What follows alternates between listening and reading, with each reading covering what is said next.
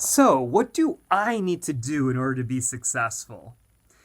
If only there was an answer, if only there was a self help guide. Step one, step two, step three. Nah, it doesn't work that way. And you and I know that there is no magic formula to success in your venture, in your dreams, and your goals. But one thing to keep in mind is that you may or may not reach the goals.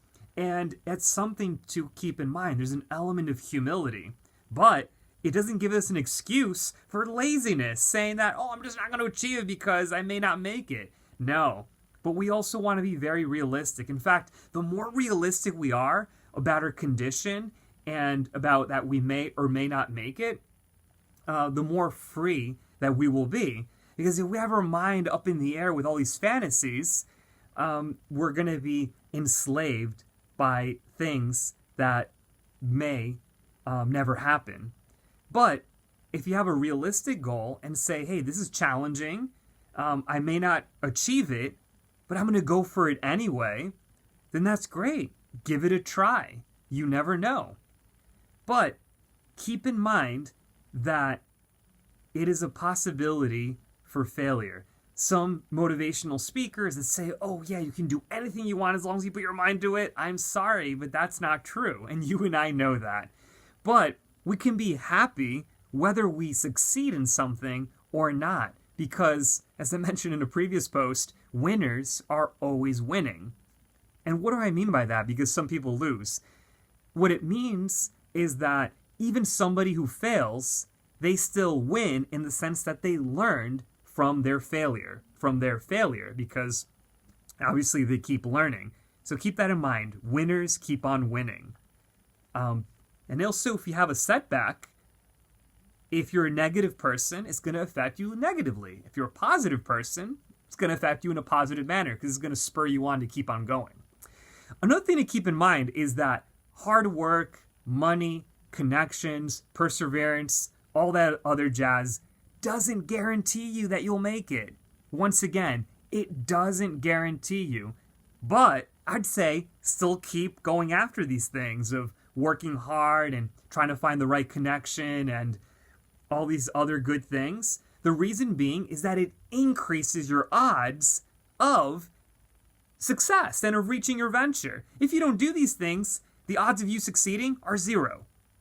You sit around and do nothing, nothing will happen. Guaranteed. Now that's a guarantee.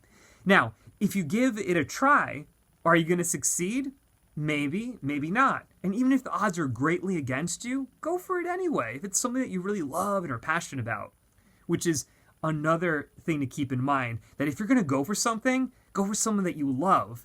Don't start chasing money, prestige, honors, because as soon as those things go, so does your venture, okay? Or your dream.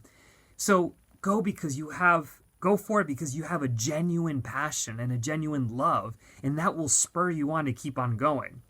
Now, you may think, hey, Nick, I didn't succeed and I tried all these things. Well, there's some things you can do. You can keep trying, and that's a good thing, persevere. And what if you keep trying and you don't succeed? Well, we also need to have the humility that we're not cut out for everything. Not everyone's cut out to be an NBA basketball player. Not everyone's cut out to be the latest rock star. But we all have a mission in life, and we all have a purpose and deeper meaning. So, what Winston Churchill said is that success is going from failure after failure without losing your enthusiasm. So keep on going, because there is something there out there, even if it may be a small thing. And as Zig Ziglar said, if you can't do great things, do small things, but in a great way. So keep this in mind. You may or may not succeed, but go for it anyway. 2, go for something that you're honestly, genuinely passionate about it.